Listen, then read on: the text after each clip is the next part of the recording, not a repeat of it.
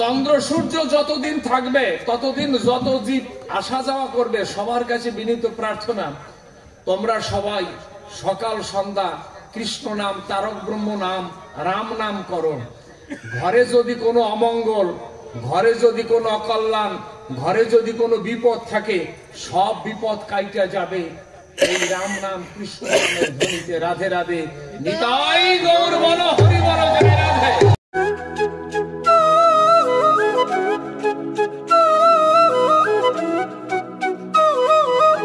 জয় নিতাই। বন্যপ্রাণী মানে হনুমান।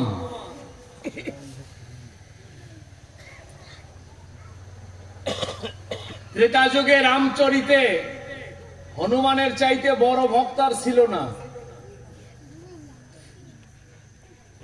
হনুমানের চাইতে বড় ভক্ত রামের ছিল না। হনুমানের কিছু কথা শোনেন, কি বলছে হনুমান। প্রথম শিবটিতে যুদ্ধ হয়েছে আপনার অশোক কাননে, তাতে অনেক বানর রাবণের দুইটা ছেলেরই মাইরে ফেলাইছে আপনার হনুমান,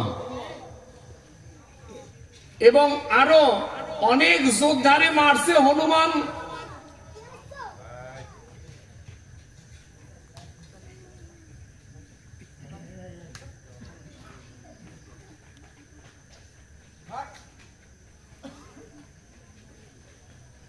এরপরে হলো লঙ্কা দাহন করে, লঙ্কা পোড়াইয়া ছারখার করে দ্বিতীয় শিবটিতে আবার মা সীতার কাছে গিয়ে উপনীত হয়েছে হনুমান। হনুমান গেছে আবার মার কাছে গেলেই সীতা জিজ্ঞাসা করছে, হনুমান তুই তো সাধু মানুষ, অসাধু তো কাজ করলি কেন তুই লঙ্কায়? নিরপরাধ সুন্দর ঘর বাড়ি পোড়াইয়া সার্কাস করছস, অপরাধ শূন্য রাক্ষসদের তুই পোড়াইয়া মারছস, এটা তো সাধুদের কাজ না, তুই এই কাজটা করলি কেন বাবা? সীতা জিজ্ঞাসা করছে হনুমান রে, হনুমান এই কাজটা তুই কেন করলি? তখন বলছে যে মা, আমি ওই ঘর বাড়ি না পোড়াইলে এমনি আগুন জ্বলতেছিল, আগুন জ্বলা ঘরে কোন রকম একটু ছোঁয়াই দিছি, অত আগুন এমনি জ্বলতেছিল মা। বলছে কেমন? বলছে কি, এই অশোক কানন থেকে আমাকে ধরে নিয়ে গেল ইন্দ্রজিৎ নাগপাশ বানে বেঁধে, নাগপাশ বানে বেঁধে দরবারে আমার নিয়ে গেছে, মানে লঙ্কার রাজসভায়। লঙ্কার রাজসভায় আমাকে নিয়ে গেলে রাবণ আমারে দেখার সাথে সাথে হুকুম দিছে হনুমানের মাথা ছেদন করে দাও, মানে মাথা কাইটে ফেলাওয়ার এই আদেশ হয়েছে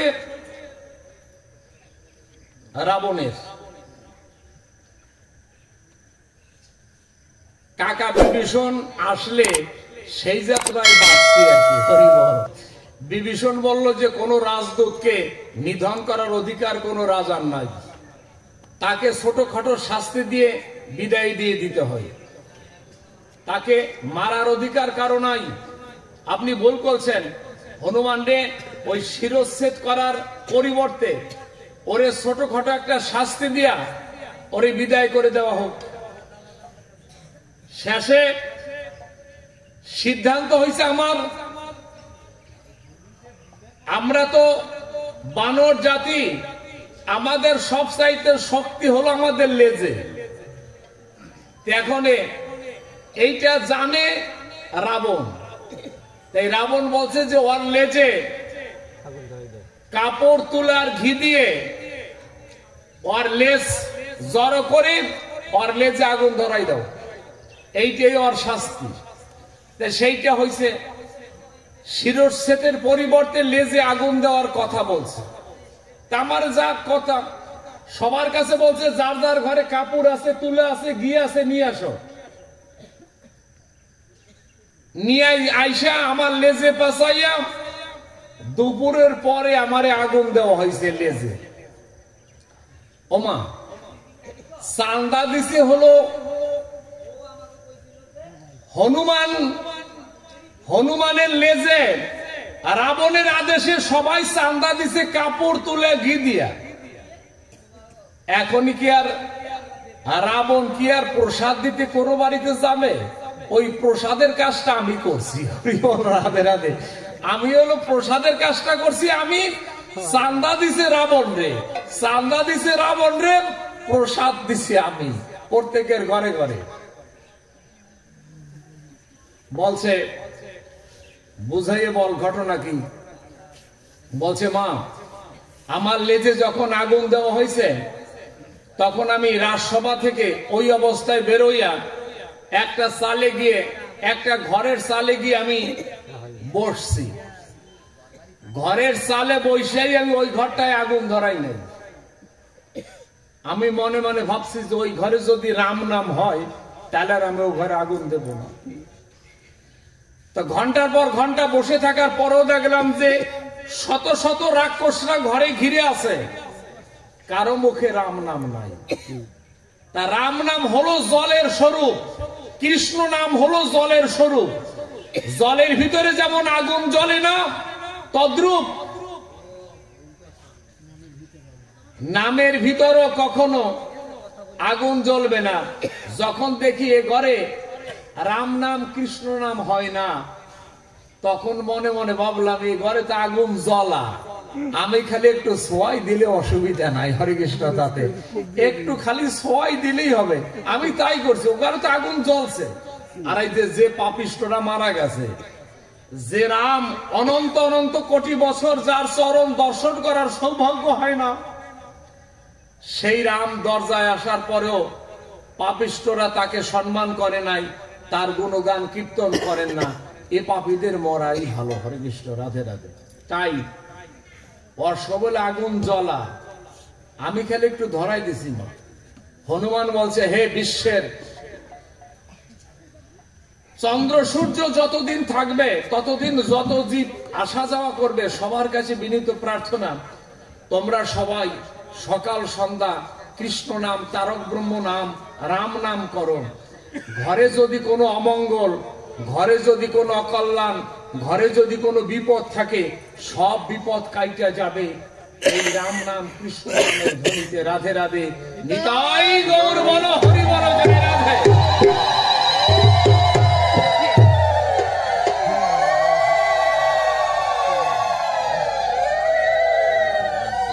সীতা বলছে যে হনুমান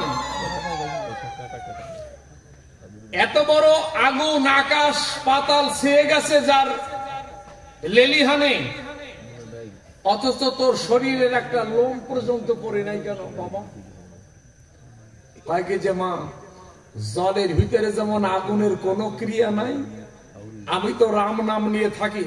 রাম নাম হলো জলের স্বরূপ। আমি রাম নাম যখন নিয়ে থাকি চলি, তখন ওই যে আগুন, ওই আগুনে কি আমারে ক্ষতি করতে পারে? জলের ভিতরে যেমন আগুনের কোনো ক্রিয়া নাই, রাম নামের ভিতরেও জলের স্বরূপ, তো তাই এই আগুনে আমারও কোনো ক্ষতি করতে পারে নাই মা। উত্তম। প্রশ্ন করছেন ওনাকে পাঠ করতে দিন। জয় রাধে, জয় নিতাই, জয় গৌর।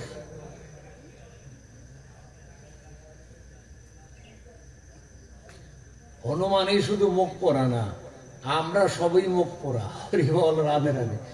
আমরা সব, হনুমান শুধু সেদিন মুখ পড়ে নাই খালি, আমরা সবাই মুখ পোড়া।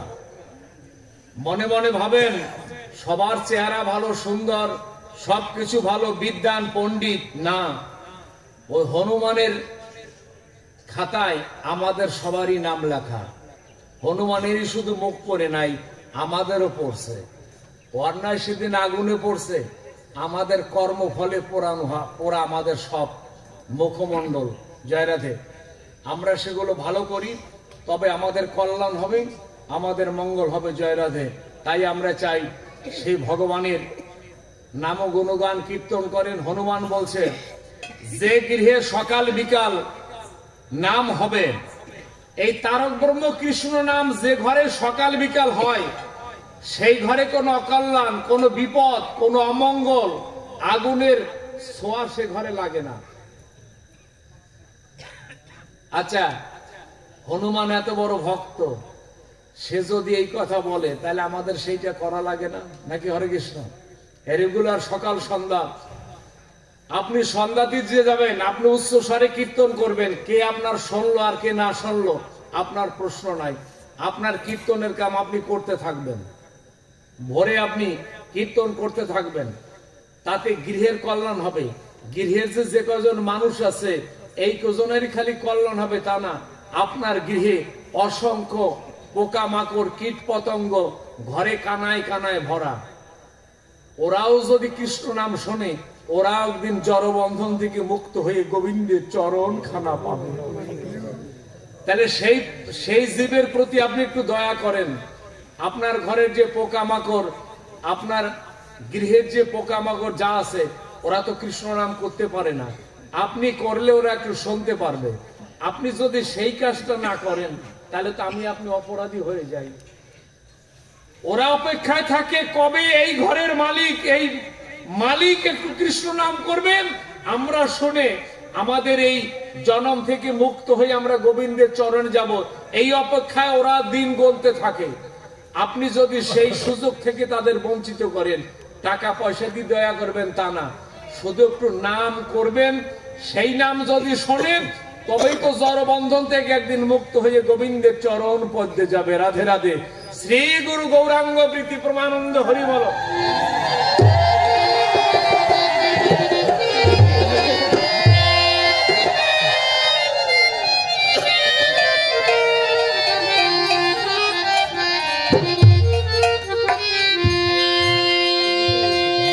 কৃষ্ণ কথা ভেবে ভেবে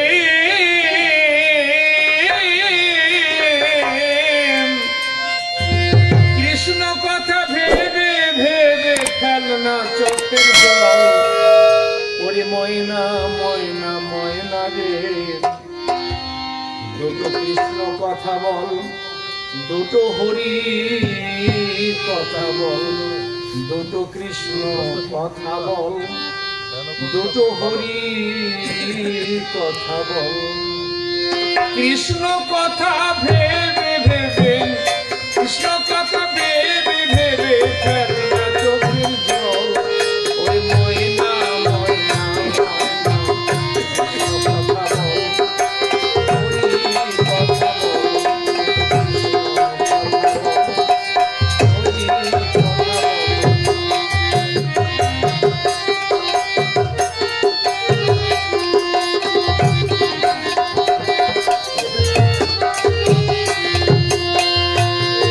সময় নাম এই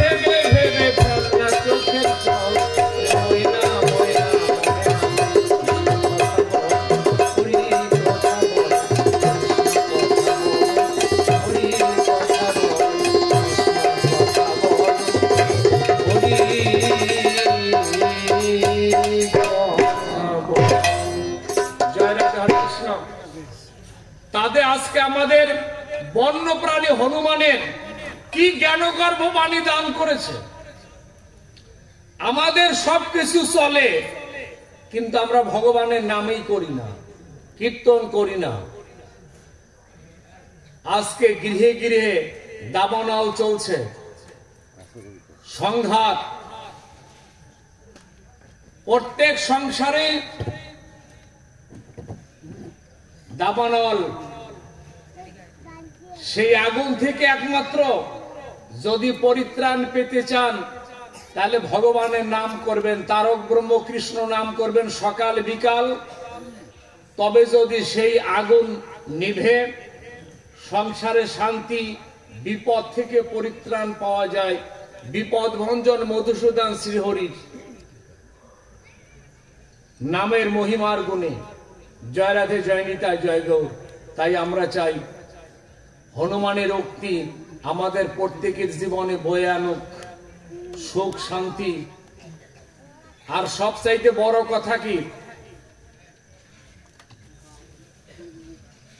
দুটো গ্রন্থ সনাতন ধর্মের একান্ত অপরিহার্য বস্তু, সেটি হলো একটা হলো রামায়ণ আর একটা মহাভারত।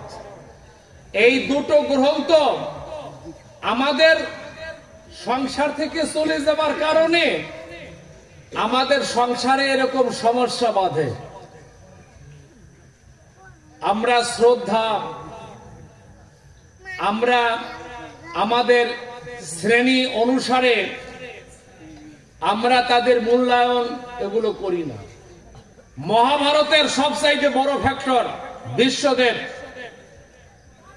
মহাভারত যারা দেখবেন, যারা পড়বেন, বিশ্ব পৃথিবীর শ্রেষ্ঠ যোদ্ধা,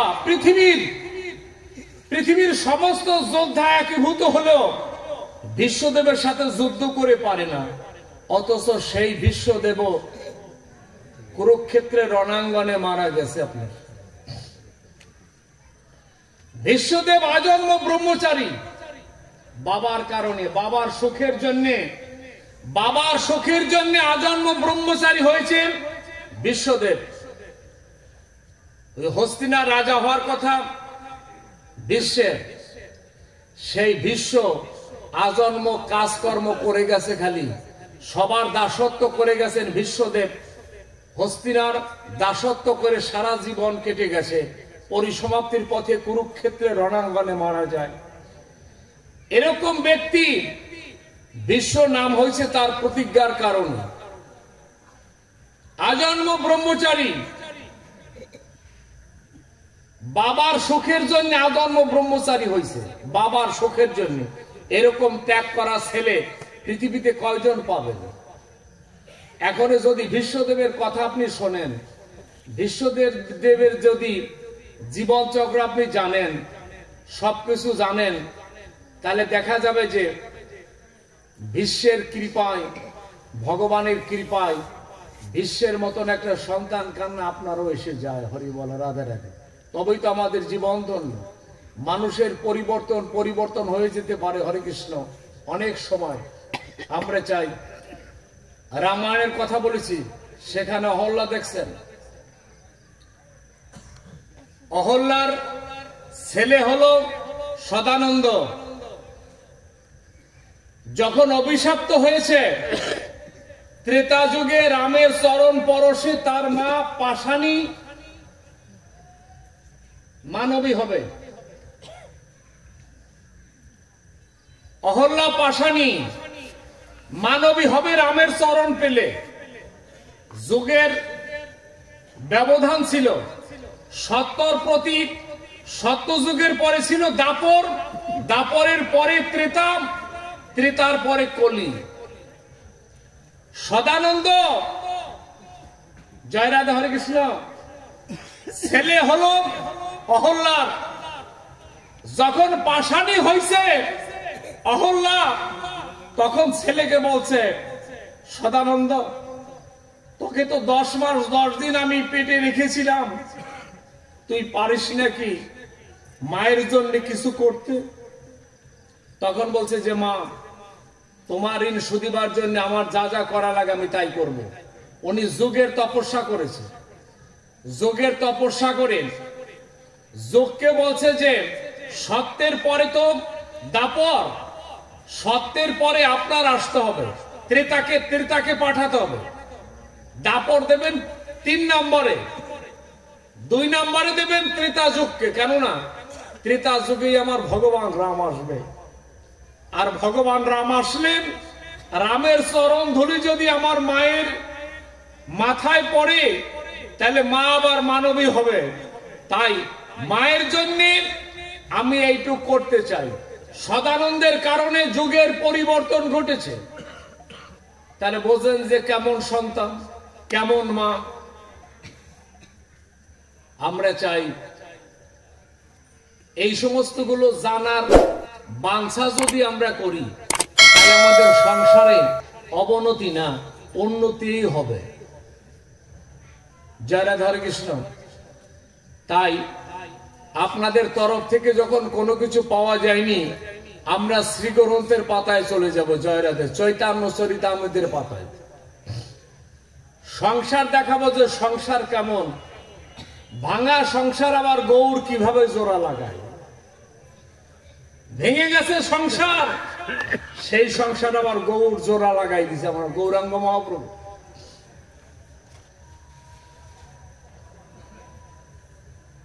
তখনের সমাজে সুতমার্গ ব্রাহ্মণ্যবাদ ছিল খুব প্রকট। মহাপ্রভু যখন আসছে, মহাপ্রভু তো ভগবান, মহাপ্রভুকে পর্যন্ত যারা সমাজ বন্ধ করে রাখছে, তাহলে বোঝেন তারা কি পারে। ভগবানরে পর্যন্ত একঘরা করছে, তাহলে তারা কি পারে নাকি। হরে কৃষ্ণ, রাধে রাধে, জয় নিতাই।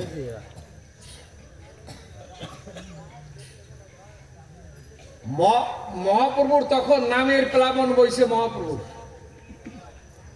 তার কর্ম নাম চতুর্দিকে ছড়াইয়া নামের প্লাবনে সবাই ভেসে যাচ্ছে। আপনার এখন বেদের ক্রিয়াদি বৈদিক ক্রিয়া সব বন্ধ হয়ে গেছে, পূজা পার্বণ নাই বললেই চলে। আর সবার মুখে খালি তার কর্ম নাম, সবাই খালি নাম করে। এখন ব্রাহ্মণদের রুজি গেছে কইমা। সবাই তো আর ধনী না, ব্রাহ্মণ। গরিবরা তো আছে, গরিবদের এখন কেউ ডাকে না, তাদের কাজকর্ম বন্ধ। মহা বিপদে এখন আছে ব্রাহ্মণরা।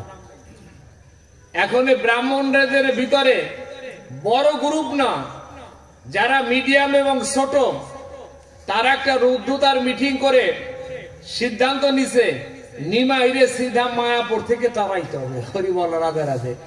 নিমাইরে সিধা মায়াপুর থেকে তাড়াইতে হবে যেভাবেই হোক। কিন্তু এখন এই যে যারা মিডিয়াম এবং যারা নিচু ছোটখাটো, তারা কি এর একটা বড় কাজ করতে সাহস পায় নাকি? পিছনে যদি শেল্টার দিতে লোক না থাকে, তাহলে পিছনে শেল্টার দিতে লোক লাগবে। এরকম লোক পাওয়া যায় কোথায়? তাই শ্রীধাম মায়াপুরে একটা শিব পূজা হয় সব চাইতে সারম্ভে। শিব পূজা আবার কেমন হয় জানেন? তখনের দিনের নিয়ম কানুন দেখেন কত বড় কঠিন, কি অবস্থা।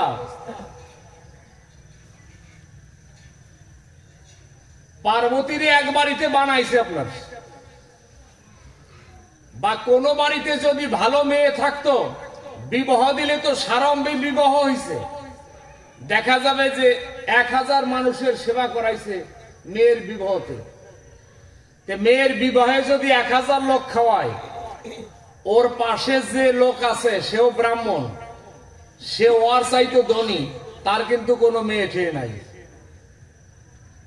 এখন তার বাঞ্ছা হইল ও 1000 লোক খাইয়ে জয় জয় নিয়ে গেল, তাহলে আমার এখন কি করা লাগবে? আমারও তো একটা বড় অনুষ্ঠান করা লাগবে। ওই লোক করছে কি জানেন? ওই লোক এক বাড়িতে পার্বতীর বানাইছে মাটি দিয়া, মাটি দিয়া পার্বতী বানাইয়া, এই যে যে চাপাল গোপালের বাড়ি যে শিব আছে, চাপাল গোপালটা বলছে কি যে তোমার শিবের সাথে আমার পার্বতী বিয়ে দেব অমুক দিন, কিন্তু 2000 লোক খাওয়াবো আমি। হরে কৃষ্ণ। দেখছেন মাটির পুতুল তৈরি করে 2000 লোক খাওয়াবে, ওই যে 1000 খাওয়াইছে তার বিপরীতে কাউন্টার জবাব দিতে 2000 খাওয়াবে। বোঝেন তখনের সমাজ কত বড় প্রতিযোগিতামূলক এবং কত কঠোর। ওই পার্বতীর বিবাহ দিছে 2000 মানুষ খাওয়াইছে, মাটির পুতুল পূজা দিছে 2000 মানুষ সেবা করাইছে আপনার রাধে রাধে। এখন ওই অনুষ্ঠান মালা তো হয় না, এখন আর বৈদিক ক্রিয়াদি বন্ধ। তখন চাপাল গোপালের বাড়িতে গিয়ে একদিন সবাই কান্নাকাটি করে বলছে কি যে পণ্ডিতজি আমাদের তো এখন মরা ছাড়া কোনো উপায় নেই, কোনো ক্রিয়াদি কেউ করে না, নিমাইয়ের নামের প্লাবনে সবাই নামের দিকে ঝোঁকছে, এখন আর কেউ পূজা অর্চনাও করে, ওই শনির পূজা ও দেয় না, কেউ কোনো পূজা অর্চনাই নাই। এখন আমাদের তো মরা ছাড়া কোনো পথ নাই, এখন আপনি আমাদের বাঁচান। তা বলছে কি করতে হবে, বলছে যে নিমাইরে শ্রীদা মায়াপুর থেকে তাড়াইলেই আমরা বাঁচি। চাপাল গোপাল তো ধনী ব্যক্তি, পণ্ডিত,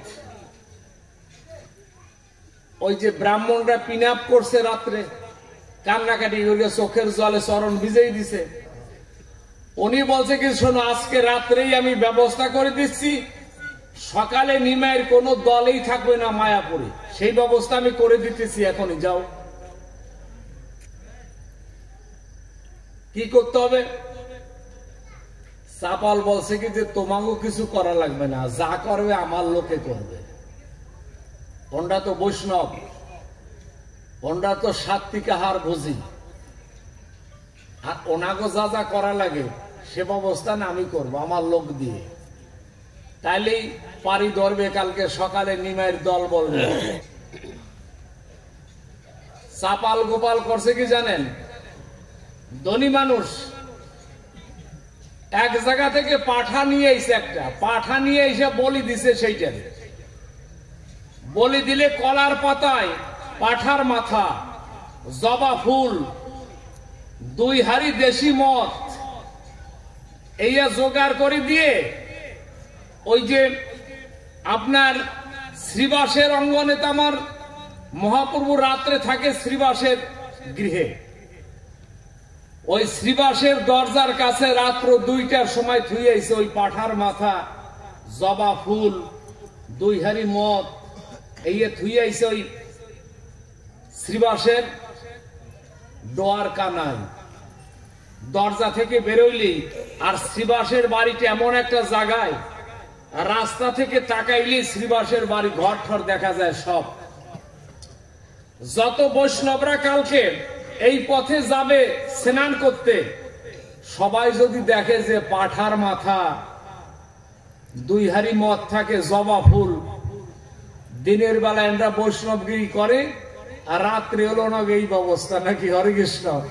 তাইলে তো এলাকার মানুষ উত্তেজিত হয়ে নিমাইরে এইখান থেকে তাড়াবে আর কি। কালকেই আমার অন্তর্যামী গৌর হরি টের পাইছে যে শ্রীবাসের আঙ্গিনায় তো একটা বিপদ, চরম বিপদ আসতেছে। উনি রাত্র 4টার দিকেই শ্রীবাসে বলছে, শ্রীবাস আমি বাহিরে যাব, জলের ব্যবস্থা করে দাও তাড়াতাড়ি। শ্রীবাস তো মনে করেন আলো নিয়ে বাহিরে যখন দরজা খুলে, যখন বাহিরে পা রাখার পরেই দেখে কি যে সাজানো, মদের হাড়ি সাজানো, আপনার ওই পাঠার মাথা দেখে রক্তাক্ত অবস্থায়, জবা ফুল দিয়ে সাজানো। শ্রীবাস মনে মনে ভাবে যে প্রভু বের হয়ে যদি এগুলো দেখে, তাহলে তার প্রভু আর কোনোদিন আমার বাড়িতে আসবে না। যাকে পেতে গেলে অনন্ত কোটি বছরও তপস্যা করে যার চরণের নাগাল পাওয়া যায় না, সে আমার মতন অধমের কুঠিরে থাকে। অথচ এই চিত্র যদি দেখে, কালকে তার গৌর আর আসবে না, কালকের পরে আর গৌরকে পাওয়া যাবে না। শ্রীবাস হলো পূর্ব আশ্রমে দাপর যুগে নারদ ছিল, এইবারে শ্রীবাস হয়েছে আপনার মহাপ্রভুর সান্নিধ্য, মহাপ্রভুর পার্ষদ রূপে এইবারে শ্রীবাস রূপে জন্মগ্রহণ করে মহাপ্রভুর পার্ষদ। শ্রীবাস এখন মহাপ্রভুর কে এই মহাবিপদ থেকে পরিত্রাণের পাওয়ার জন্য শ্রীবাস হলো চরম বৈষ্ণব। নিজে ওই পাঠার মাথা, দুই হাড়ি মদ, ফুল ঠুল নিয়ে অনেক দূরে এক জঙ্গলে ফেলে আসছে শ্রীবাস রাত্রে। একজন বৈষ্ণব যদি এগুলো স্পর্শ করে কন্দি, তার কত জ্বালা, কত কষ্ট, কত দুঃখ। বৈষ্ণব অপরাধ কেমন করছে শ্রীবাসরে দিয়ে রাত্রে যে কাজগুলো হয়েছে, এইটাই হচ্ছে সবচাইতে বৈষ্ণব অপরাধ চরম। শ্রীবাস যখন মনে করেন এইগুলো করে হাত পা সম্পূর্ণ পরিষ্কার হয়েছে, প্রভুকে বলছে এইটা করতে করতে তো আর 1 ঘন্টা লাগছে, সূর্য উদিতেও তার বেশি বাকি নাই। প্রভুর কাছে আইসা বলছে, প্রভু জলের ব্যবস্থা হয়েছে, আপনি আসতে পারেন। প্রভু বলছে কি, শ্রীবাস একবারই ভোরেই উঠবো, হরিবল রাধে রাধে, মানে কাজ যা তা তো তোমার হয়ে গেছে, এখন আর ওঠার কোনো প্রয়োজন নাই, মানে পরিষ্কার করে ফেলছে তো জায়গা, চিন্তার কারণে এখন একটু পরে উঠলেও কোনো সমস্যা নাই। বৈষ্ণবরা তোমাকে আর তিরস্কার ভর্সনা কিছু করবে না। এইটা করছে কিন্তু চাপাল গোপাল নিজের হাতে করছে এই কাজ। অত বড় পণ্ডিত সম্ভ্রান্ত ব্যক্তি নিজের হাতে এইগুলো করছে শ্রীবাস অঙ্গনে। চলে গেল 1-2 দিন যেতে না যেতেই চাপাল গোপালের শরীরে কুষ্ঠব্যাধি দেখা দিছে। হরি বল রাধে রাধে।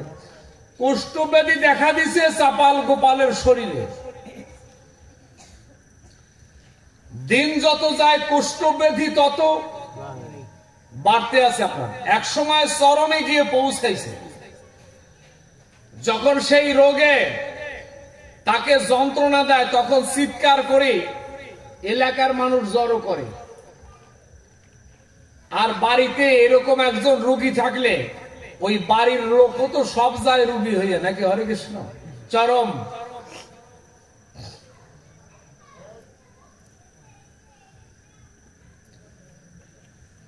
চরমে গিয়ে পৌঁছাইছে। চাপাল গোপালের ঘরের যে কয়জন সদস্য আছে প্রত্যেকে এখনো অসহ্যনীয়, প্রত্যেকে কামনা করে মরলেই ভালো হয়। চাপাল গোপালের মরণ কামনা করে সবাই। অথচ 2 দিন আগে যার দাপটে, যার টোলে শত শত ছাত্ররা পড়াশোনা করে, যে ধনী ব্যক্তি হাজার হাজার মানুষের সমাগম বাড়িতে আসা যাওয়া করে, সেই ব্যক্তির মৃত্যু কামনা করে আজকে সংসারের সমস্ত সদস্যরা। কি সংসারে আমরা আছি, নাকি? হরে কৃষ্ণ, জয় রাধা মাধব। বিপাকে পড়ে দেখেন পিছনে কোনো লোক পাবেন না। হরে কৃষ্ণ, রাধে রাধে। পিছনে একমাত্র আমার ওই রাধা মাধব ছাড়া আর কেউ নয়। গোবিন্দ বলছে, যাদের পিছনে সবকিছু উজাড় করে দিলা, ওরা তোমার পিছনে না থাকলেও শেষের দিনে তাকাই দেখবা আমি ছাড়া তোমার আর কেউ নাই। আমি ছাড়া বান্ধব বলতে কেউ তোমার নাই। সবাই যার যে আখিরি গুছাইয়া সরে পড়বে, কিন্তু আমার তো সন্তান তুমি, তাই সন্তানদের তো পরিত্যাগ করে পিতা যেতে পারে না। তাই তুমি আমার কোনোদিন যত্ন না নিলেও, কোনোদিন আমার খোঁজ না নিলেও, আমি তোমাকে সব সময় মনে করি। তুমি কেমন আছো, কি আছো সব জানি। ভালো মন্দ বাড়িতে খাওয়াইছো সবার জন্য, আমার জন্য বাজার থেকে একটা কিছু আইনে আমার দেওয়া নাই কোনোদিন। কিন্তু এখন শেষের দিনে আমি ছাড়া আর কেউ নাই তোমার। জয় রাধে, হরে কৃষ্ণ। আমরা চাই চাপাল গোপালের মৃত্যু কামনা করে সংসারের সমস্ত সদস্যরা। মরলেই ভালো হয়। কিন্তু চাপাল গোপাল আবার করে কি জানেন, যন্ত্রণা যখন চরমে গিয়ে পৌঁছায় তখন জ্ঞান হারাই ফেলায়। জ্ঞান হারাইয়ে 1-2 ঘন্টার ভিতরে আর জ্ঞান ফিরে না, ওই চেতন শূন্য থাকে 1-2 ঘন্টা, এরপরে আবার আস্তে আস্তে জ্ঞান ফিরে। তাহলে এই যে 2-3 ঘন্টা যে জ্ঞান থাকে না, এইটা তো সংসারের সমস্ত সদস্যরা টের পাইছে যে 2-3 ঘন্টা জ্ঞান থাকে না। এটা একটা দুর্বলতা চাপাল গোপালের। চাপাল গোপালের স্ত্রীর নাম হলো নিস্তারিণী। ওই মাতাজিতেই তো কম বেশি সেবা পূজা করে, স্বামীর পচন ক্রিয়া দেহে ধরছে, তার কাছে কি যায় নাকি? তারপরও যেটুক করে, এখন সে জানে, ওই নিস্তারিণী জানে যে 2-3 ঘন্টা তার জ্ঞান থাকে না। তখন উনি মনে মনে সংকল্প করছে কি জানেন, একদিন রাতের আধারে ডোমদের ডেকে ওই রকম চেতন হারানোর পরে ডোমদের হাতে স্বামীরে তুলে দেবে, ওরা শ্মশানে নিয়ে পোড়াই দেবে। যেটা মানুষ পোড়াইতে কয়। হরিবল, রাধে রাধে। সংসার কি অপূর্ব সংসার দেখছেন। স্বামী এখনো জীবিত, তাকে ডোমেদের হাতে তুলে দেবেন, শ্মশানে নিয়ে তারে পোড়াই দেওয়া হবে। এই সিদ্ধান্ত এবং চূড়ান্ত সিদ্ধান্ত হয়েছে।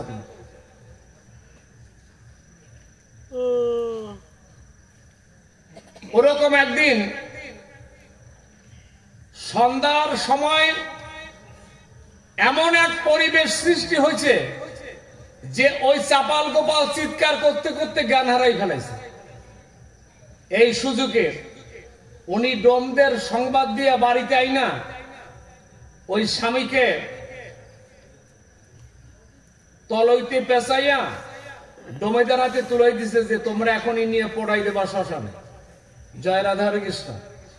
ডোমেরা তো নিয়ে চিতায় উঠাই দিছে চাপাল গোপালকে, চিতা সাজাইয়ে তার উপরে উঠাই দিলে যখন আগুন সংযোজন করেছে চিতায়, আগুনের তাপে অচেতন মানুষও চেতন পায়। হরিবল। আগুনের দাহিকা শক্তি কঠিন। আগুন যখন ধাউ ধাউ করে উঠলেই চাপাল গোপাল তো মরে নাই, ওর তো জ্ঞান হারাইছে। যখন আগুনের দাহিকায় যখন চেতন পাইছে, তখন এই চিতা যখন লড়তেছে, হাত পা যখন লড়ে, তখন ডোমেরা তাড়াতাড়ি সবকিছু নিবাই ফেলাইয়া ওনাকে লামাইছে। লামানোর পরে ক্ষীণ কণ্ঠে জিজ্ঞাসা করছে, অত্যন্ত ক্ষীণ কণ্ঠে জিজ্ঞাসা করেছে চাপাল, আমি কোথায়? তা বলছে, আপনি তো মারা গেছেন, শ্মশানে নিয়েছি আপনার দাহ করার জন্য। আপনার স্ত্রী আমাদের হাতে তুলে দিয়েছে, আপনি তো মারা গেছেন, তাই আপনারে নিয়ে আসছে শ্মশানে আপনাকে দাহ করার জন্য।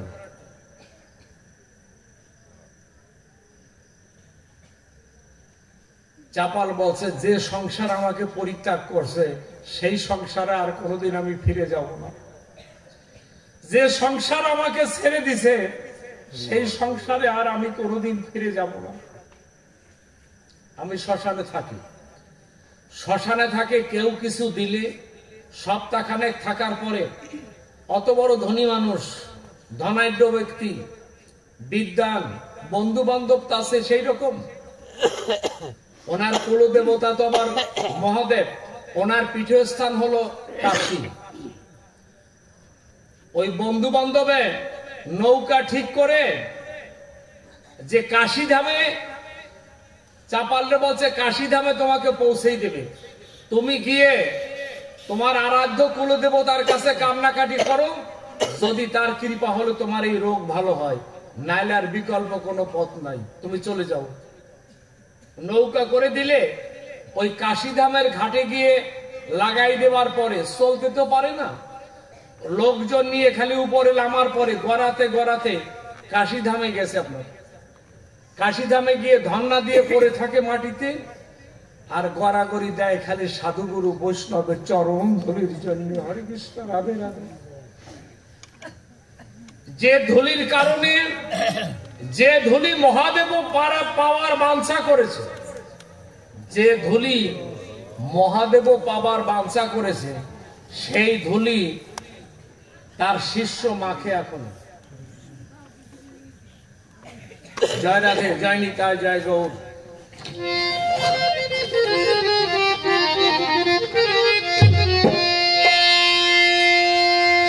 মুখে কৃষ্ণ কৃষ্ণ বলি, মুখে কৃষ্ণ কৃষ্ণ বলি, অঙ্গে মাখে জন ভক্তের ধুলি। আছো যত কৃষ্ণ ভক্ত দয়ে মোনা জোড়াবে তোর তাপি হৃদয়, ও মোনা মন জোড়াবে তোর তাপি হৃদয়। মুখে কৃষ্ণ কৃষ্ণ বলি, অঙ্গে পাখি ভক্তের ধুলি। আছো যত কৃষ্ণ ভক্ত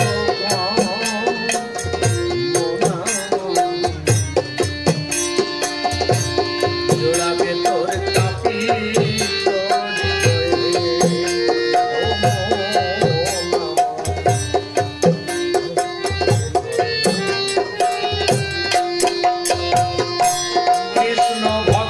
গুণের কথা যায় না বলা।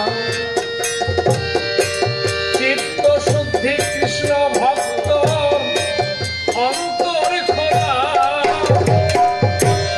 ভক্তের পরজ বড়ই সরস যদি লাগে গায়ে। কোটি জন্মের পাপে থাকিলে খণ্ডন হয়ে যায়। ভক্তের অঙ্গ পরশিতে গঙ্গায় লবণীতে।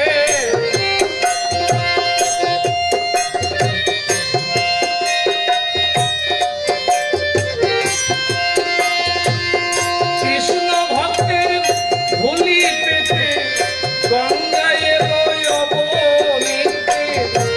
ভক্তের ধুলি অঙ্গেতে মাখা। দয়া করো কৃষ্ণ ভক্তগণ, আমায় দয়া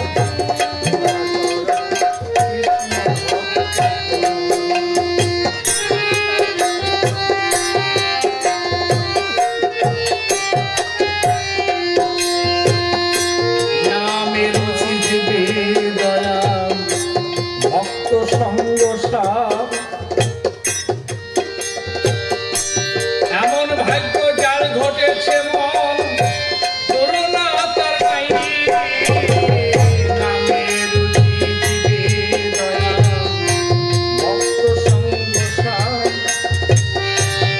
এমন ভাগ্য যার ঘটেছে মন করুণা তার নাই।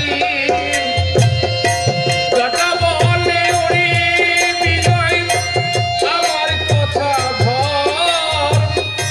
কৃষ্ণ ভক্তের চরণ ধুলি করে সম্ভব কর।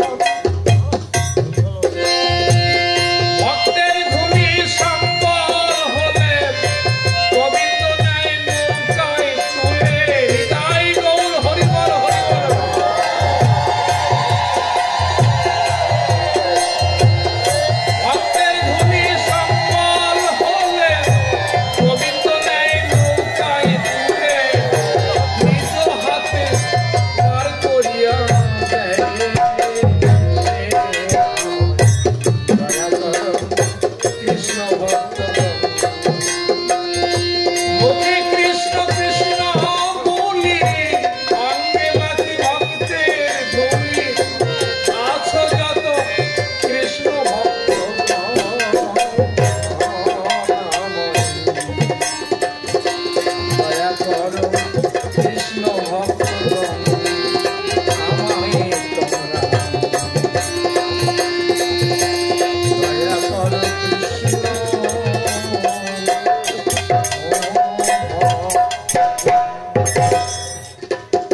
রাধে রাধে, হরে কৃষ্ণ। চাপাল গোপাল কাশীর তীর্থের ধুলায় গড়াগড়ি দিচ্ছেন সাধুগুরু বৈষ্ণবদের চরম ধুলির জন্য, আর রেগুলার কাঁদে আপনার।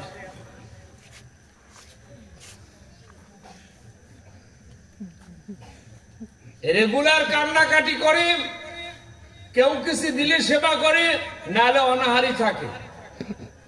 শরীরে অসহ্য যন্ত্রণা, অবস্থা অত্যন্ত বেগতি, কাঁদে আপনার।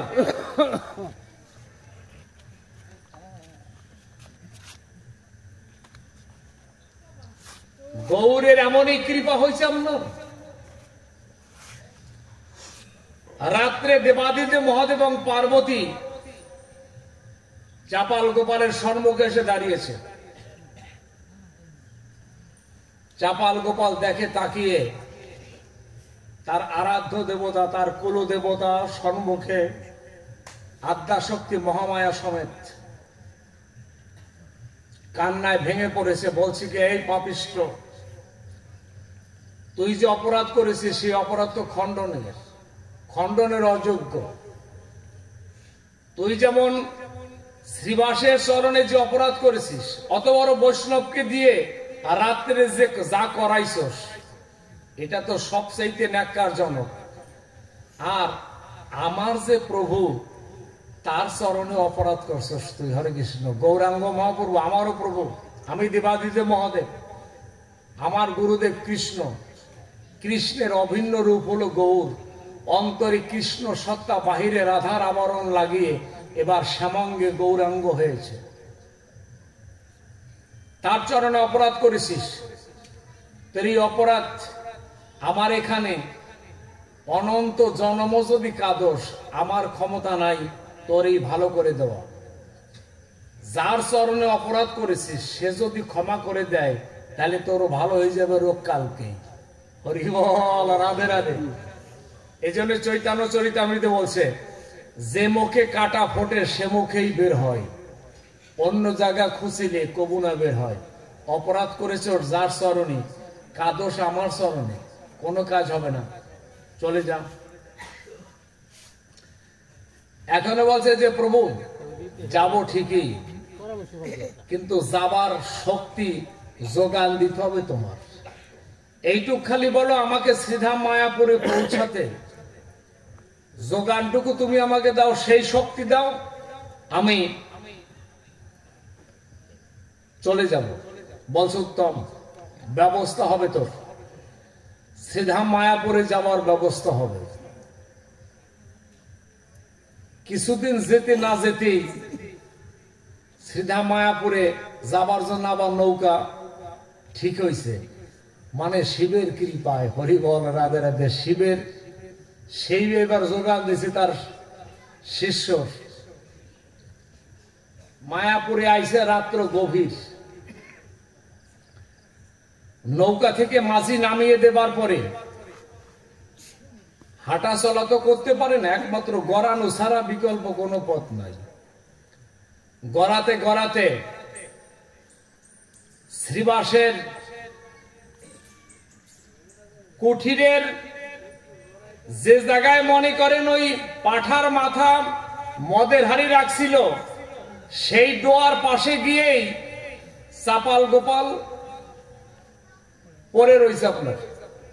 আর ওই যে শরীরে যন্ত্রণা কাতরাচ্ছে আপনার, চিৎকার করতেছে। রাত্র সেদিনও গভীর হইছে। রাত্র গভীর হইলে মহাপ্রভু বলতেছে, শ্রীবাস তোমার আঙিনায় মনে হয় কোনো বৈষ্ণব আসছে। হরি বল, রাধে রাধে। তোমার আঙিনায় কোনো বৈষ্ণব আসছে, দেখো তো গিয়ে। শ্রীবাস তো আলো নিয়ে বেরোইয়া সব জায়গায় খুঁজছে, কোনো লোক দেখে না। কিন্তু যখন আবার ঢুকতে গেছে তখন দেখে কি যে ওই ডোয়ার পাশে একজন লোক মৃদু স্বরে কান্না করতেছে, চিৎকার করে। চাপাল গোপালের শরীরে যে কুষ্ঠ ব্যাধি হয়েছে বা হয়েছে, এগুলো তো জানে সব ওনরা। এখন আলো নিয়ে গিয়ে দেখে কি যে চাপাল গোপাল শরীরে কুষ্ঠব্যাধি নিয়ে দোয়ার কান্নায় পড়ে কান্না করতেছে।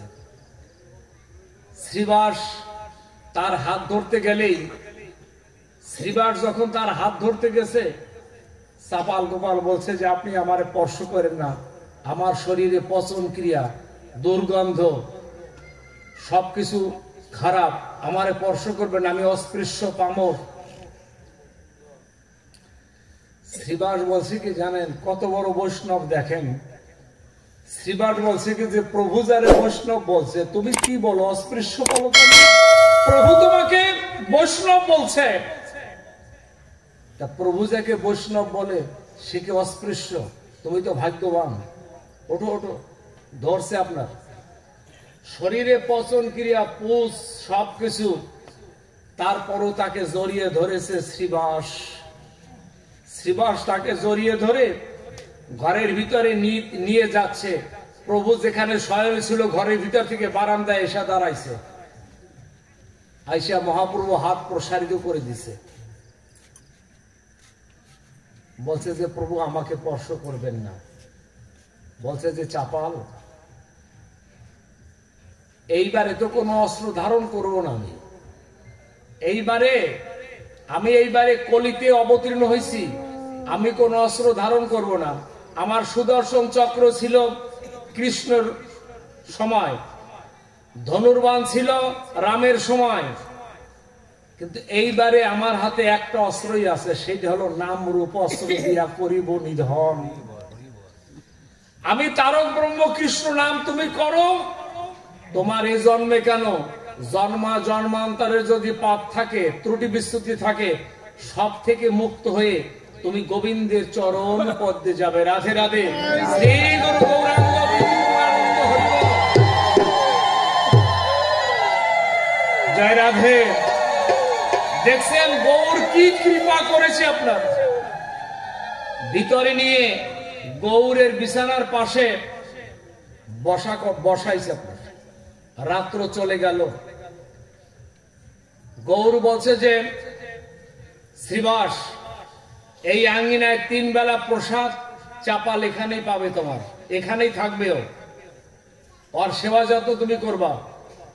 দেখো এখন মনে করেন মহাপ্রভুর সান্নিধ্য, ছোঁয়া, বৈষ্ণবের ছোঁয়া পাওয়ার সাথে সাথে শরীরের পরিবর্তন ঘটতেছে আপনার। এখন আর রোগ আস্তে আস্তে ভালো হয়ে যাচ্ছে আপনার, পচন ক্রিয়া নাই, এখন শরীরে ক্ষত জায়গা ভরে যাচ্ছে আপনার, যন্ত্রণা কমে গেছে আপনার। দেখতে দেখতে কয়েক মাস যেতে যেতে শরীর ভরে গেছে সব, আর কোনো ক্ষয় নাই, কিছু নয়। এই কথাটা শ্রীধাম মায়াপুরে প্রচার হয়ে গেছে যে চাপাল গোপাল এখনই আগের দিব্য শরীর নিয়ে শ্রীবাস অঙ্গনে থাকে। এখন ওই যে স্ত্রী যে সেদিন পাঠাইছিল ডোমের কাছে পোড়াই দিতে, ওই স্ত্রীর মনে জাগে না একবার গিয়ে একটু দেখি ওই চাঁদ বদন খানা, যাকে শ্মশানে পাঠাইছিলাম পোড়াতে, সে যদি এখন শ্রীবাস অঙ্গনে থাকে। সমস্ত মায়েরা, আত্মীয় স্বজন যত মায়েরা আছে সব দল বেঁধে সংকল্প করছে যে 2 দিন পরে শ্রীবাস অঙ্গনে যাবে চাপালকে দেখতে। নেতৃত্ব দিচ্ছে কিন্তু ওই নিস্তারিণী, ওনার স্ত্রী, চাপাল গোপালের স্ত্রী নেতৃত্ব দিচ্ছে। হরে কৃষ্ণ। আস্তে আস্তে মনে করেন যখন শরীর একটু ভালো, তখন চাপাল গোপাল মনে মনে ভাবে যে খালি বসে বসে খাওয়া ঠিক না, কিছু অন্তত কাজে বাড়িতে করতে হয়। তা প্রভুর কাছে একদিন কীর্তাঞ্জলি ফুটে গিয়ে বলছে কি, প্রভু এখানে তো আমি সেবা করতেছি, কোনো কাজকর্ম আমাকে করতে দেয় না কেউ, তবে আমার একটা প্রার্থনা কি প্রভু, আমার একটা ছোট্ট কাজ এই বাড়িতে দেন, আমি করব। তা বলছে কি করবা তুমি বলো, তোমার তো শরীরই ভালো না, তুমি করবা কি? বলছে কি, সকাল সন্ধ্যা আমি 2 বেলা এই বাড়ি ঝাড়ু দেব। বলছে কেন? বলছে যে সকাল সন্ধ্যা হাজার হাজার ভক্তরা এই বাড়িতে নাম করে, তাদের চরণ ধুলি থাকে। আমি যদি সকাল বিকাল ঝাড়ু দেই, ওই ভক্তদের চরণ ধুলি উড়ে গিয়ে যদি আমার গায়ে পড়ে, তাহলে আমার মানব জন্ম, আমার সবকিছু সার্থক হয়ে একদিন তোমার চরণ খানা পাবো গো। হরি বল, রাধে রাধে। শ্রী গুরু গৌরাঙ্গ প্রীতি প্রমানন্দ হরি বল।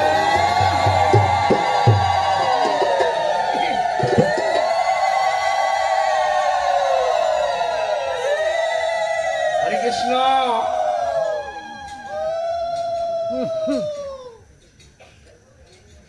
চাপাল গোপাল এখন সকাল বিকাল ওই বাড়িতে কম বেশি ঝাড়ু দেয়, যেটুক পারে ঝাড়ু দেয়। কিসের জন্য? ধুলির, ভক্তের চরণ ধুলির জন্য। জয়রাতে যখন ধুলির কথা বলছি, তাহলে আর একটা ছোট্ট কথা বলি। ঢাকা মেডিকেল কলেজে নারায়ণ চন্দ্র সাহা ছিল হার্টের চিকিৎসক। নারায়ণগঞ্জে তার জন্মস্থান, চাকরি করে ঢাকা মেডিকেল কলেজের হার্টের ডাক্তার। ওনার বাড়িতে 2-3 বার পাঠের সুযোগ আমার হয়েছে, খুবই পরিচিত। কিন্তু হঠাৎ এক সময় শোনা গেছে নারায়ণবাবু চাকরি ছেড়ে দিয়ে কোথায় গেছে তার খুঁজেই পাওয়া যায়। অত বড় হার্টের ডাক্তার, বড় মাপের ডাক্তার, চাকরি ছেড়ে দিয়ে ওই লোক করছে কি জানেন? ওই লোক শ্রীধাম মায়াপুরে পুষ্প সমাধি মন্দির আছে আপনার, মায়াপুরে অভয়চরণ ভক্তি বেদান্তের সমাধি যে মন্দিরটি, সেই মন্দিরে ঝাড়ুর দায়িত্ব নিছে এই নারায়ণবাবু। নারায়ণবাবু ঝাড়ু দেয়। ওইখানে আবার গেছি এক সময় মায়াপুরে। মায়াপুরে গিয়ে দেখি মাথা মুন্ডন করার শিখা আছে, গৌরিক বসন পরিধানে। হঠাৎ মাথা উঁচু করলে লোকটাকে দেখে মনে হয়েছে পরিচিত মনে হয়।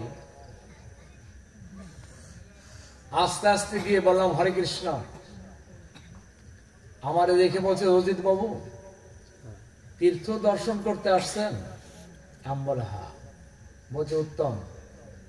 আমি বললাম আপনারা দেখলাম ঝাড়ু দিতে, তা আপনি মায়াপুরে পুষ্প সমাধি মন্দির ঝাড়ু দেন কেন?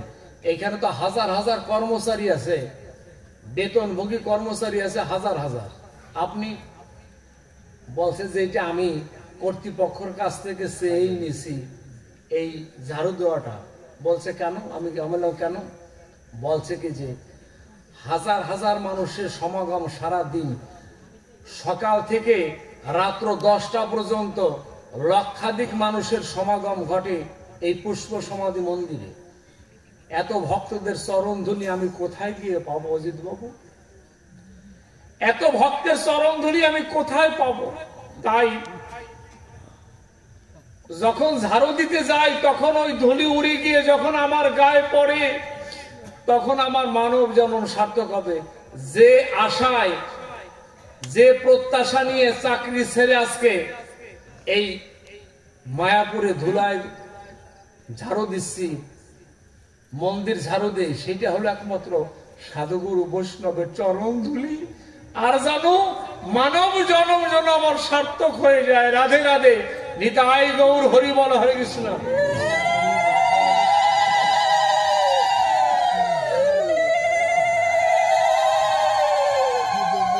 ওই চাপাল গোপালও আপনার দায়িত্ব নিছে শ্রীবাস অঙ্গন ঝাড়ু দেওয়া। ওই শ্রীবাস অঙ্গন ঝাড়ু দিচ্ছে সকালবেলা। সকাল থেকেই অসুস্থ শরীর, তো একটু দেরি করে উঠে ঝাড়ু দেয়। কিন্তু ঝাড়ু দিতে দিতে হঠাৎ দক্ষিণ দিক থেকে শুনি কি মায়েদের অট্টহাসি, মায়েদের খুব সমাগম টের পাচ্ছে, কারাজন এই দিকে আসতেছে। এখন চাপাল গোপাল ওই ঝাড়ু দিতে দিতে গিয়ে ওই মেইন পথের সম্মুখে গিয়ে মেইন রাজপথের কাছে গিয়ে দাঁড়ালেই তাকাই দেখে কি যে তার স্ত্রীর অগ্রভাগে নেতৃত্ব দিচ্ছে তার আত্মীয় স্বজন সব আসতেছে। চাপাল গোপাল ওই ঝাড়ু তাড়াতাড়ি নিয়ে এসে আর ঝাড়ু ঠাড়ু দেয় নাই, ঝাড়ুটা এক জায়গায় রেখে একটা ডোলার ভিতরে লুকিয়ে দিয়েছে আপনার। এখন ওই মায়েরা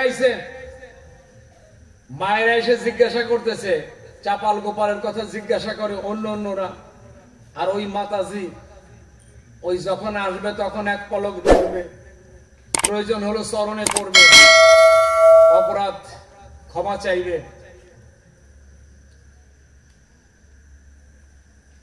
গৌরাঙ্গ মহাপ্রভু জিজ্ঞাসা করছে শ্রীবাস, রে শ্রীবাস, চাপাল কোথায়? তা বলছে যে সকালে তো ঝাড়ু রেখে যে কোথায় গেছে তারে তো খুঁজে পাওয়া যাচ্ছে না। তা প্রভু বলছে কি যে চাপাল তো আমার না বলে কোথাও যেতে পারে না, দেখো তো কোথায়, খোঁজো। প্রভু তো জানে যে ডোলার ভিতরে আছে নাকি, হরে কৃষ্ণ। আর তো কেউ খুঁজেই পায় না। এক সময় খুঁজতে ডোলার ভিতরে শোয়া দেখে এক কোনায় লুকিয়ে আছে, যাতে ওরা না যাওয়া পর্যন্ত আজকে আর বের হবে না। চাপাল দেখার পরে চাপাল গোপালকে গিয়ে বলছে, শ্রীবাস, ও চাপাল, প্রভু তোমারে স্মরণ করছে, এখনই তাড়াতাড়ি বেরো, প্রভু তোমারে ডাকে।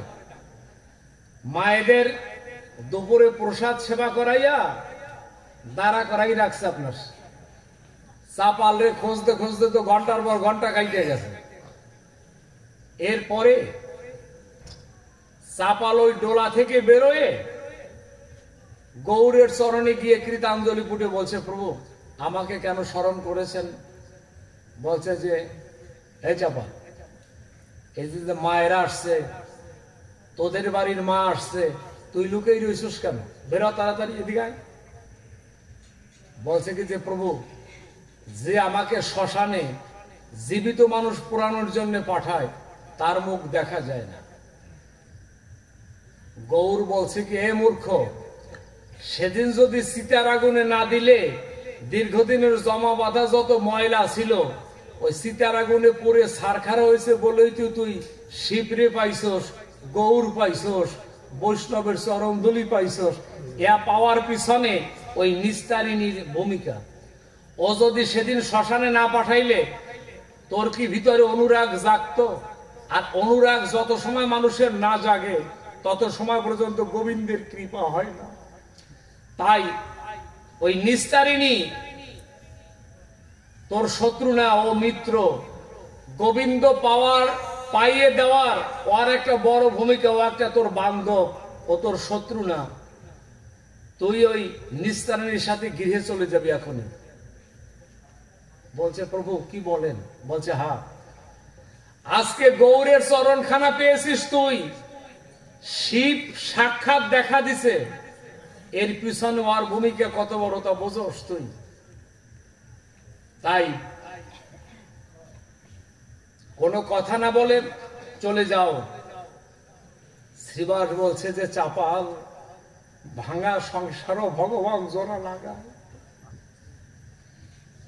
এ কি অপূর্ব লীলা তোমার, হে দয়াল, হে দীনবন্ধু। যার কেহ নাই তার তুমি আছো।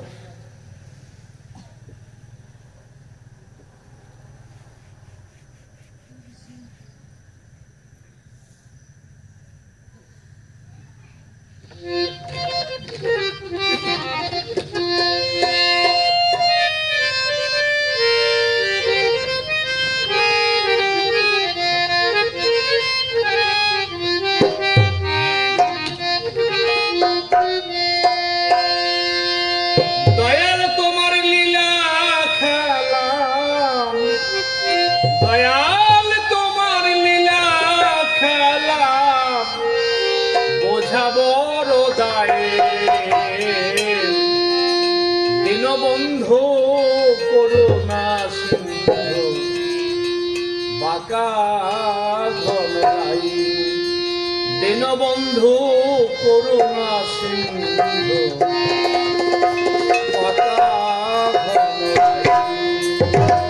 দয়াল তোমার লীলা খেলা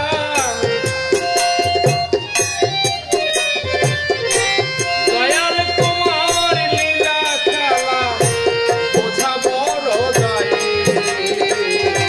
দীনবন্ধু করুণা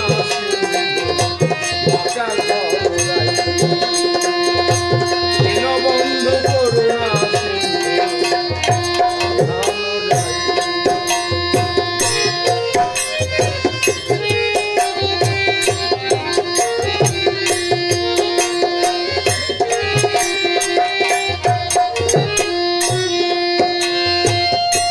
তুমি তো সেই ব্রজের দুলাল যশোদার কানাই কৃষ্ণ প্রিয়ার বুকের মানি মদিরার নিমাই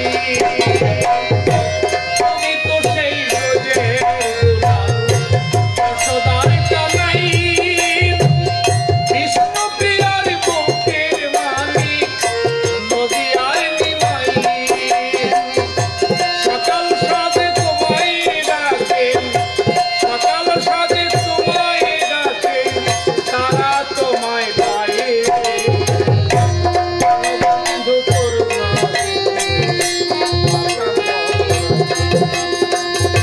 দীনবন্ধু করুণা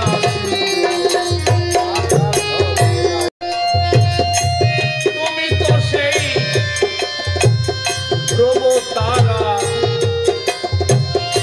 সবাই তোমায় জানে তোমার নামে পাগল যারা তারা তোমায় মানে তারা তোমায় মানে তুমি তো সেই ধ্রুব তারা সবাই তোমায় জানে তোমার নামে পাগল যারা তারা তোমায় মানে দয়াল তারা তোমায় মানে অবাক পাগলা বলে তোমায় ঋণে পাগলা বলে তোমায় ঋণে উপায় নাহি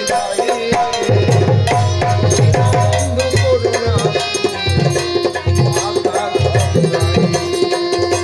দীনবন্ধু করুণা দীনবন্ধু করুণা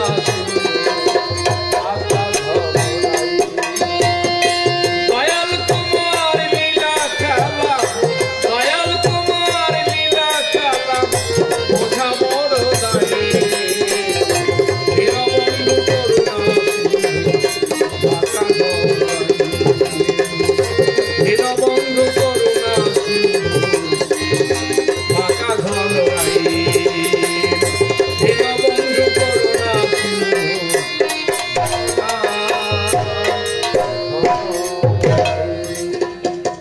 জয় রাধে। আমার রাধা মাধবের অপার করুণা, গৌরের কি অপার করুণা দেখেন।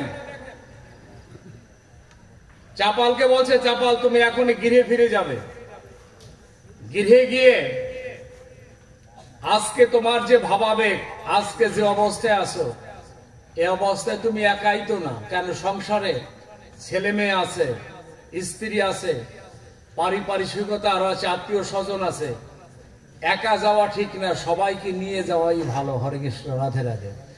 তোমার যেমন আজকে কৃপা হয়েছে, আবার তুমি সবাইকে কৃপা করো, যাতে তোমার উপরে ভর করি, ওদের উপরে ভর করে তুমি পার হইছো, এখন তোমার উপরে ভর করি, ওরা যেন পার হয়ে গোবিন্দের চরণ পদ্মে যায়। রাধে রাধে। শ্রী গুরু গৌরাঙ্গ প্রীতি প্রণানন্দ হরি বল। জয় রাধে।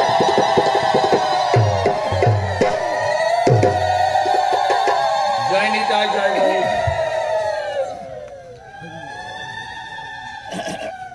তারে দেখছেন মহাপ্রভু ভগবানও সংসারের জন্য ভাবে, সেই সংসার যদি আমাদের সংসার না হয় তাহলে এটা অপরাধ। এখানে আমরা ভালো মন্দ খেয়ে যাবো এই জন্য আমরা আসি নাই, ভগবান এই খাবারের জন্য পাঠায় নাই। এর বাহিরে অনেক কাজ আছে, একটা হলো গৌণ কাজ, আর একটা মুখ্য কাজ, আর একটা গৌণ কাজ। মুখ্য কাজ হলো ভগবানকে ডাকা, ভগবানের সেবা করা, ভক্ত সঙ্গ করা, এগুলো হলো মুখ্য কাজ। গৌণ কাজ হলো বাঁচতে গেলে দুটো খেতে হয়, সম্মান রাখতে গেলে বস্ত্র পরিধান করতে হয়, এগুলো হলো গৌণ কাজ। হরে কৃষ্ণ, রাধে রাধে। আমরা চাই আমরা গৌণকে প্রাধান্য দেই বেশি, মুখ্যকে ভূমিকাই নাই কোনো। তাই আমরা চাই সবাই মিলে যেন প্রভুর গুণগান কীর্তন করি, প্রভুর নাম জপ করি, ভক্ত সঙ্গ করি, সাধু সঙ্গ করি। এই যে এইখানে পাঠ হইছে, আপনারা আসছেন, এটা অত্যন্ত আপনারা ভাগ্যবান। কর্তৃপক্ষ ডাকে সাড়া দিচ্ছেন, এটা সুন্দর। এই যে একদিন পাঠ শুনছেন, এটাই আপনারা পার করে দেবে না, আরো কাজ আছে। এইখানে যা শুনবেন, এইটা বাড়িতে গিয়ে যদি প্রতিফলিত হয় তবে কাজ হবে। আর এখন এই যে শুনে রাখছেন, এত 2 দিন পরে আর চর্চা না করলে অত ঢাকা পড়বে না। জয় রাধে। সে আগামী বছর তো আমাদের যাবে কিনা সন্দেহ। তাই আগামী বছর যেতে গেলে যা যা করা লাগে, রেগুলার ভগবানের নাম করবেন, রেগুলার ভগবানের গুণগান কীর্তন করবেন, ভগবানের সেবা করবেন, ভক্ত সেবা করবেন। এটা যদি হয় তবে হয়তো একদিন গোবিন্দ ছাড় দিয়ে কেননা তার চরম পদ্মে নেয়। হরে কৃষ্ণ, জয় রাধে মাধব। তাই আমরা আলোচনা আমরা দীর্ঘায়ু করব না।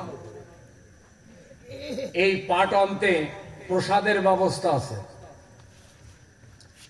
কর্তৃপক্ষ প্রসাদ তৈরি করেছে আপনাদের সেবাদানের জন্য।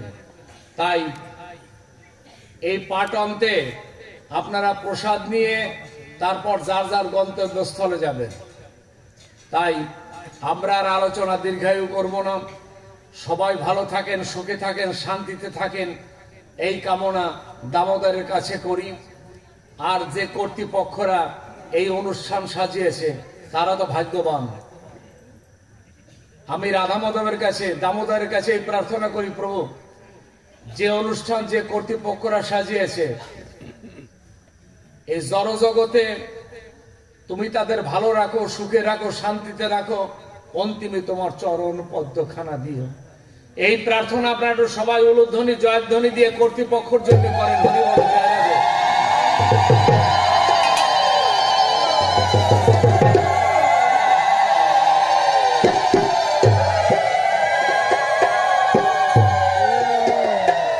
আমরা এখন পাঠ কীর্তন করব। পাঠ কীর্তনের পরেই প্রসাদের আয়োজন। হরে কৃষ্ণ, জয় রাধে। আছে নাকি কর্তৃপক্ষের কোনো কথা আছে নাকি? হরে কৃষ্ণ, রাধে রাধে।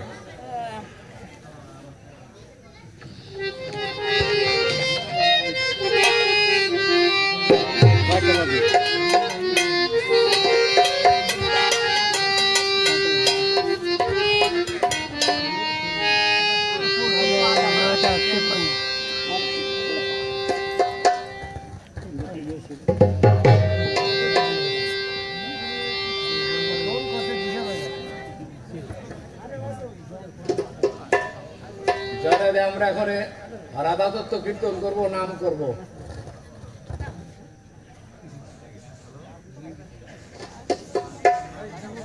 এই জন্য তো শেষ করে দিচ্ছি আপনারা। জয় রাধে গোবিন্দ বলো, জয় রাধে গোবিন্দ।